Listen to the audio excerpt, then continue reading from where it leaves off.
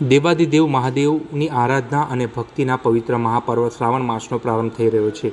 સનાતન સંસ્કૃતિમાં ચાતુર્માસ દરમિયાન ભગવાન શિવ સૃષ્ટિનું સંચાલન કરે છે અને આ જ સમયગાળામાં આવતો શ્રાવણ માસ શિવ ભક્તો માટે અત્યંત ખાસ ગણાય છે.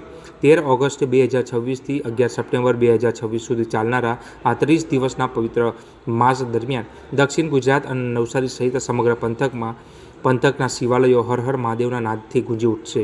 આ વખતે શ્રાવણ માસમાં જ 4 પવિત્ર સોમવારનો વિશેષ સંયોગ રચાઈ રહ્યો છે, જે ભક્તિ અને સંયમ માટે અત્યંત ફળદાયી માનવામાં આવે છે. શ્રાવણ માસ દરમિયાન નવસારીના પ્રખ્યાત દેવેશ્વર મહાદેવ મંદિર ખાતે ભક્તો માટે વિશેષ ધાર્મિક આયોજન કરવામાં આવ્યા છે.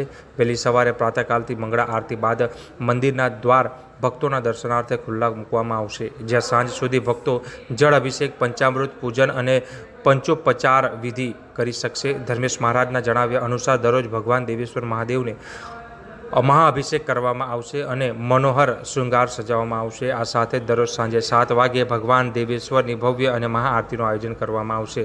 એટલે કે ચોક્કસથી કહી શકાય કે બાબા બર્ફાની અમરનાથના પ્રત્યક્ષ દર્શનનું પણ અહીં વિશેષ આયોજન કરવામાં આવ્યું છે, જે તારીખ 30 ઓગસ્ટના રવિવારના રોજ કરવામાં આવશે. સવારે 8 વાગ્યાથી રાત્રે 8 વાગ્યા સુધી સતત 12 કલાક માટે ભક્તો માટે ખુલ્લા દર્શન રહેશે. ત્યારે આ વખતનો મહત્ત્વ જો કહીએ શ્રાવણ માસ, જે શ્રાવણ માસમાં 4 પવિત્ર સોમવારનો વિશેષ સંયોગ રચાઈ રહ્યો છે, જે ભક્તિ અને સંયમ માટે અત્યંત ફળદાયી માનવામાં આવે છે. જય દેવેશ્વર. આપણા સમગ્ર ભારત દેશમાં આપણે સનાતન સંસ્કૃતિમાં બધા જ દેવતાઓ છે, તેમાં ત્રિદેવ, જેમાં ભગવાન શિવ, બ્રહ્મા અને વિષ્ણુ ભગવાન, એમાં ખાસ કરીને ચાતુર્માસનો જ્યારે શરૂઆત થાય અને ભગવાન શિવ સૃષ્ટિનું સંચાલન કરે છે, તે દરમિયાન આખા શિવ ભક્તો માટે એક મહિનો, જે ભગવાન શિવ છે તેમનો ભક્તિનો એક અનોખો માસ જે આવે છે, તે શ્રાવણ માસ કહેવાય છે. શ્રાવણ માસમાં એમ કહેવાય કે પૂર્ણિમાના શ્રવણ નક્ષત્રમાં શ્રાવણ માસ ગણાય છે અને ત્યારે અતિવૃષ્ટિ થાય અને ભગવાન શિવને બહુ પ્રિય માસ જે શ્રાવણ માસ છે, તે આપણા ભારત દેશમાં ઉત્તર ભારત તરફ તો શ્રાવણ મહિનાની શરૂઆત થઈ ગઈ અને 15 દિવસ થઈ ગયા છે, પરંતુ જેટલા બી આપણા ભારત દેશના દક્ષિણ પ્રાંત છે, જેમાં ગુજરાતથી માંડીને મહારાષ્ટ્ર, આંધ્રપ્રદેશ, તેલંગાણા તરફ, ત્યાં આપણે આગામી જે છે તે આપણે 13 ઓગસ્ટથી લઈને 11 સપ્ટેમ્બર સુધી પવિત્ર શ્રાવણ માસ રહેશે, જે 30 દિવસનો આપણે શ્રાવણ માસ છે. શ્રાવણ માસ દરમિયાન ભગવાન શિવને પ્રસન્ન કરવા માટે એક જલની ધારા જ ભગવાનને બહુ પ્રિય છે, પરંતુ અનેક પ્રકારથી ભગવાનને આપણે રીઝવી શકીએ છીએ. પંચોપચાર પૂજન, પંચામૃત કરીને ભગવાનના દર્શન કરી શકીએ છીએ, ઉપવાસ કરી શકીએ છીએ અને એમાં ભગવાન પ્રસન્ન થાય છે.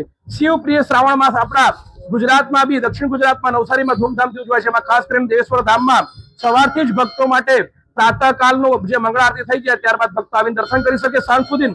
ત્યારબાદ દરરોજ ભગવાનનો મહાઅભિષેક કરવામાં આવશે, અનેક પ્રકારના શણગારો કરવામાં આવશે. ત્યારબાદ સાંજે 7 કલાકે ભગવાન દેવેશ્વરની ભવ્ય મહાઆરતી કરવામાં આવશે.